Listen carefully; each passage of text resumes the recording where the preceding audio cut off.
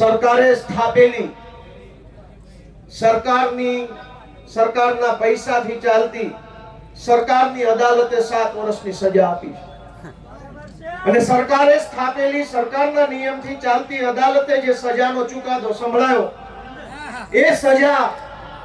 એ ચુકાદો આ જનતાની અદાલતમાં લઈને અમે બધા આવ્યા છે કે તમને એ માન્ય છે કે નહીં?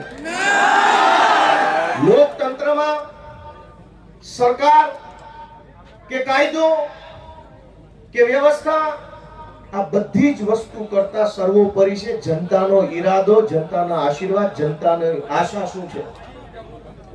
સરકારની પોલીસ સ્ટેશન, સરકારના સરકારી વકીલ, સરકારની ફોરેન્સિક લેબોરેટરીઓ, સરકારનો ફરિયાદી, સરકારની તપાસ, સરકારનો દલીલ, સરકારનું બધું જ. પણ જનતાની અદાલતમાં સરકારનું ના ચાલે. આ જનતાની અદાલત ભેગી થઈ છે, આદિવાસી સમાજની અદાલત છે. ચૈતરભાઈ ને સરકારની અદાલતે અને સરકારે ભેગા મળીને જે કાંઈ ન્યાય અન્યાય કર્યો એનો સાચો ન્યાય આદિવાસી સમાજની અદાલતમાં થવાનો છે અને નિર્ણય આજે અહીંથી આપણે કરીને જવાનું. દોસ્તો, સરકાર એમ કહે છે કે સૈતર વસાવાને 7 વર્ષની સજા. આ જનતાની અદાલતના કરોડો ન્યાયાધીશો તમે અહીંયા ઊભા છો, તમે કહો તમે શું સજા કરશો ભાજપને?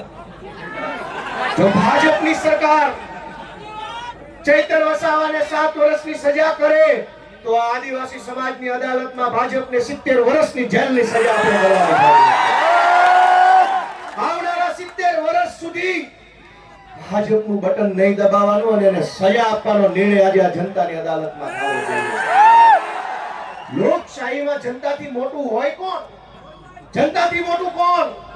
જનતાથી મોટી પોલીસ નહીં, જનતાથી મોટું જંગલ ખાતું નહીં, જનતાથી મોટા મુખ્યમંત્રી પણ નહીં. સૌથી મોટી જનતા, અને જનતાએ નક્કી કર્યું કે અમારો નેતા ચૈતર વસાવા છે. દોસ્તો,